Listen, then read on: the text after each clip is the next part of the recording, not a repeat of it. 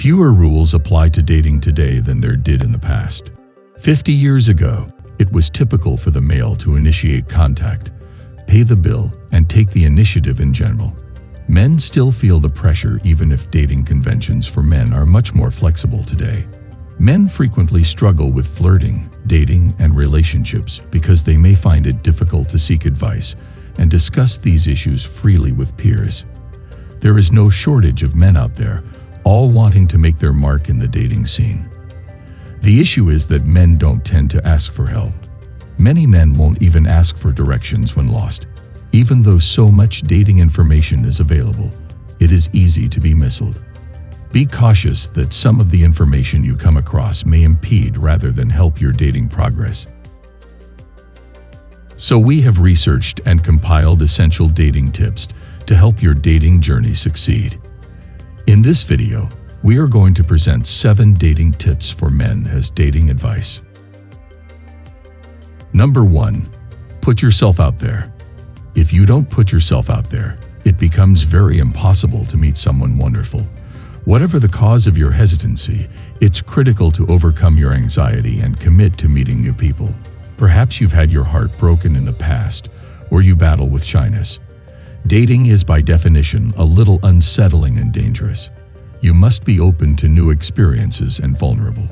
But instead of avoiding everything, strive to accept anything. Keep in mind that any potential dates you do meet up with will be in the same situation. Number 2. Meet people online and in real life. Older folks are probably more likely to meet people in person rather than venture into the mysterious realm of dating apps. But if you're young, it could be downright intimidating to think about starting a conversation with a complete stranger in person. Actually, combining the two is the most effective strategy for meeting new people. Enroll in several online dating services while also attempting to be outgoing and meet people in person.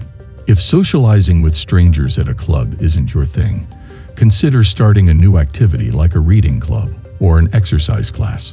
Online apps can become a crutch for people who have trouble interacting with others, so try not to rely on them too much. You need to practice being at ease in social situations in real life. The more you do it, the easier it becomes. Number 3.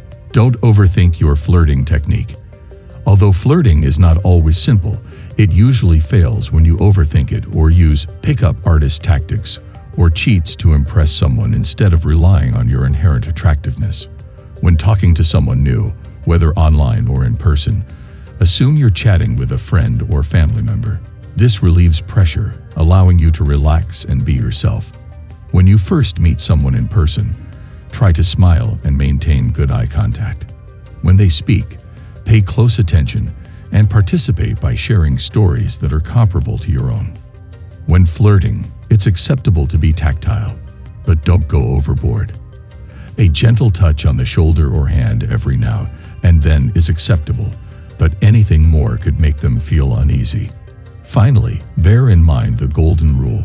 Stop pursuing someone if they respectfully withdraw themselves from the conversation or tell you they are not interested. Number 4. Plan date venues where you'll be in your element. The conventional first date location is a classy bar or an upscale restaurant, but while none of these places is inherently bad, they aren't always ideal for having fun.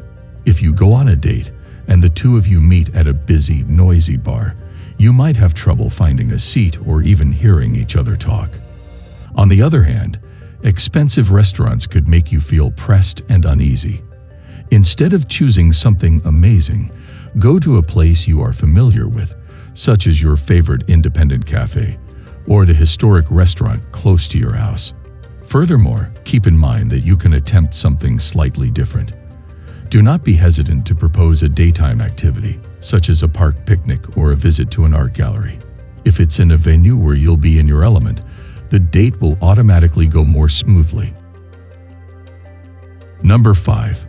Ask lots of questions. Asking plenty of questions is popular first date advice for guys. This is particularly sound advice if shyness is a problem for you. Just be careful not to become too involved too quickly.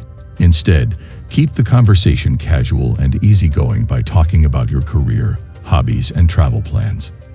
If they bring up deeper subjects, that's fine.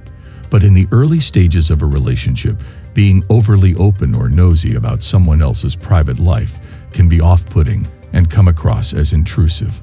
It's also crucial to pay attention to your date's responses and ask a ton of follow-up questions. Make a mental note of important details so you can bring them up later to demonstrate your interest. Finally, remember to share and be open about yourself. You don't want them to leave the date with no knowledge of you whatsoever. Number 6. Don't come on too strong. On a first date, finding the right balance can be difficult. You want to appear confident but not arrogant, interested but not nosy, and polite but not stuffy. When it comes to showing romantic interest in your date, the same balance must be struck. Even if you're already hearing wedding bells, don't be too forward or assume your date is feeling the same way. Don't be afraid to compliment them and tell them you had a great time, but don't expect too much in return. If you want to see them again, request another date, but don't be pushy if they appear hesitant or simply say no.